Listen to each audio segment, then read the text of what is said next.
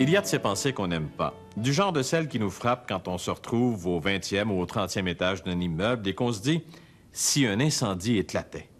On s'empresse bien sûr de chasser une telle pensée.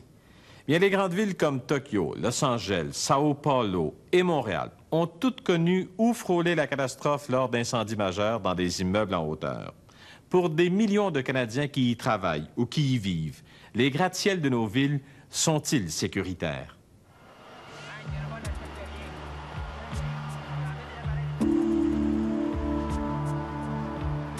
1986, un dimanche soir, le 26 octobre. Un édifice à bureaux est en flammes, juste en face du Forum de Montréal, au-dessus de la Plaza Alexis-Nihon.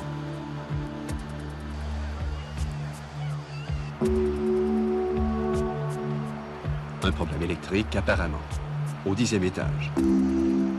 Les échelles sont dressées à leur hauteur maximale. Par contre, nous avons du personnel qui œuvre à l'intérieur à l'aide de tuyaux stationnaires pour tenter de circonscrire le foyer au centre de l'édifice. À l'intérieur, aucun gicleur automatique. La température est infernale et les pompiers, impuissants, voient les flammes envahir tout le 10e étage. Puis le 11e et le 12e. De là, elles sautent même au dernier étage, le 15e. Il faudra 13 heures pour en venir à bout. Aucune victime, heureusement. C'était un dimanche. Les bureaux étaient vides.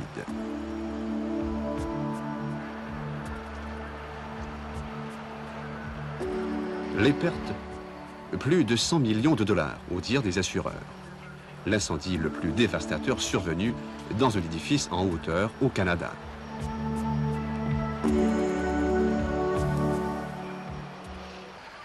Les assureurs de la Plaza Alexis-Nihon trouvent inconcevable que les pompiers aient été si peu efficaces et ils réclament que la ville paie les dommages.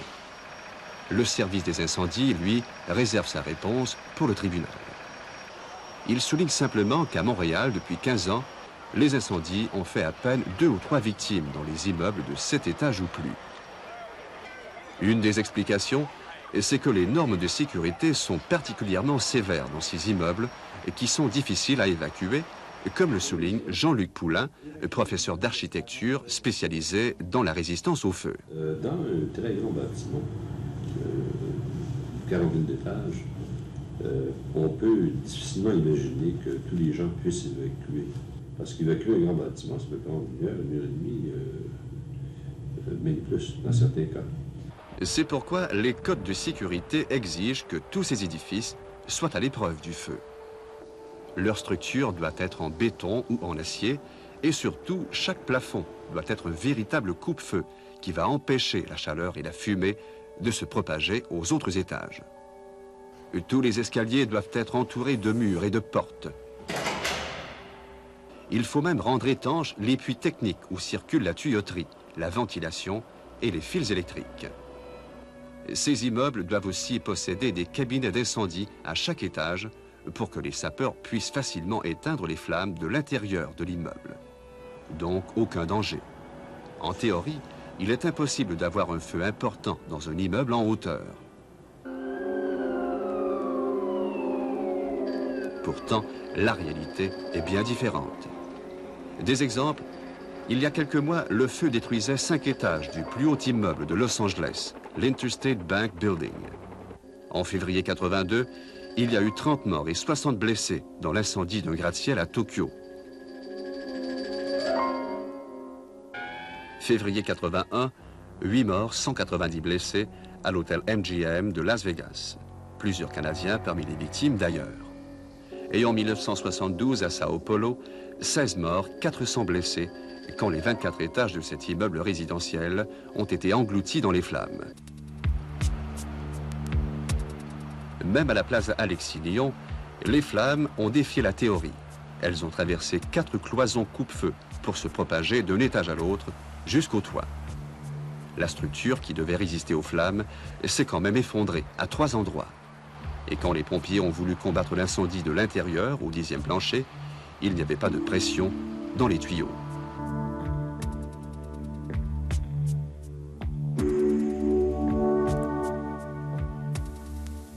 Il arrive souvent que les propriétaires méprisent les normes de sécurité.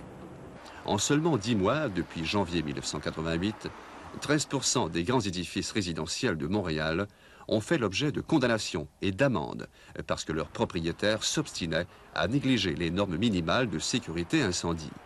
Cela représente 5076 logements dont la sécurité est compromise. Dans ces immeubles, nous avons vu des portes coupe-feu bloquées en position ouverte ou même absentes. Et ici, le plancher n'est certainement pas scellé autour des fils électriques. En cas d'incendie, la fumée et la chaleur vont grimper par toutes ces ouvertures et vont s'accumuler au sommet de l'édifice. Les derniers étages sont donc particulièrement dangereux, selon Léonard Thibault, assistant directeur du service des incendies de Montréal. Donc, vous remarquerez que dans ces genres d'édifices-là, vous avez un escalier qui mène au toit. Donc, vous avez une issue qui mène au toit, sur le toit. L'avantage du toit, c'est que vous avez de l'air. C'est ça. Donc, à ce moment-là, où la surface généralement est assez grande, puisqu'on parle d'une tour d'habitation, où vous avez quand même des endroits où ce ne sera pas complètement fumé. Et évidemment, il y a un dégagement, il y a une libre circulation d'air qui fait en sorte qu'il y a des endroits sur le toit où on peut être en toute sécurité jusqu'à l'attente des secours. Malheureusement, il arrive souvent que l'accès du toit soit cadenassé. On ne doit jamais fuir vers le haut sans être absolument certain d'y trouver une issue. Trop souvent, le sommet des escaliers est devenu un piège mortel. Les ascenseurs aussi sont dangereux. Pourquoi? Parce que la chaleur de l'incendie a souvent pour effet d'activer les boutons d'appel de l'ascenseur. Et alors les portes s'ouvrent en plein milieu de l'enfer. Où est-ce que les gens peuvent se réfugier à ce moment-là? Généralement, ce qui peut s'offrir le plus facile à eux, bien sûr, c'est leur propre appartement. À ce moment-là, bien sûr, il y a quelques dispositions qu'on doit prendre. Par exemple, s'il y a des émanations de fumée, on doit s'assurer évidemment de bloquer, fermer bien toutes les portes. On peut aller sur le balcon, bien sûr. Il y a aussi que ça pourrait aller aussi loin que de se mouiller une espèce de petite serviette, de se la placer devant la figure, respirer par les narines tranquillement, puis prendre des petits coups. C'est un peu une rareté. On se partage le restant du gâteau, il y en a moins d'air. Se réfugier dans son logement, c'est peut-être une solution dans un édifice résidentiel. Mais que faire dans un immeuble à bureaux? Ce qu'on y trouve, ce sont plutôt de grandes aires dégagées, avec des faux plafonds et des systèmes de ventilation où la fumée et la chaleur peuvent se propager facilement. Sans compter que la plupart des bureaux recèlent une quantité incroyable de papier. À surface égale, ils contiennent 6 fois plus de combustible qu'un logement. Ils contiennent aussi 2 fois plus de monde, ce qui rend l'évacuation très difficile. En temps normal, par exemple, la tour de la Plaza Alexis-Nihon abrite au moins 1000 travailleurs. Certains gouvernements ont compris le problème. Depuis 1976, par exemple, l'Ontario et la ville de Montréal exigent des gicleurs automatiques dans tous leurs nouveaux gratte-ciel. On dit que 97% des incendies s'éteignent dès qu'un gicleur se déclenche. À Montréal, 680 immeubles ont 7 étages et plus. Un tiers de ces édifices n'ont aucun gicleur. Et quand il y en a, c'est souvent limité aux garages et au commerce du rez-de-chaussée. Moins d'un gratte-ciel sur 4 possède une protection complète par gicleur. Mais c'est à Montréal seulement qu'on exige des gicleurs. Du moment qu'un bâtiment dépasse, il me semble que c'est 75 pieds de hauteur, le dernier plancher. Dans le reste du Canada, c'est pas obligatoire, ça. Et dans le reste du Québec, c'est pas obligatoire non plus. La ville de Trois-Rivières possède 10 immeubles en hauteur, surtout des résidences pour personnes âgées. Aucun avec des gicleurs. Que peuvent donc faire tous les Canadiens qui travaillent ou qui habitent dans des édifices en hauteur qui ne répondent pas aux normes minimales de sécurité? On devrait s'assurer que les portes qui protègent les escaliers demeurent toujours fermées pour que la fumée n'y pénètre pas. En cas d'incendie, c'est la seule issue, comme l'ont constaté les rescapés de l'Interstate Bank à Los Angeles. Where did you go? Down the stairs. Thank God. I found the stairs, and we go down the stairs. Where did the other people go? All over the floors. Is anybody trapped? I don't know.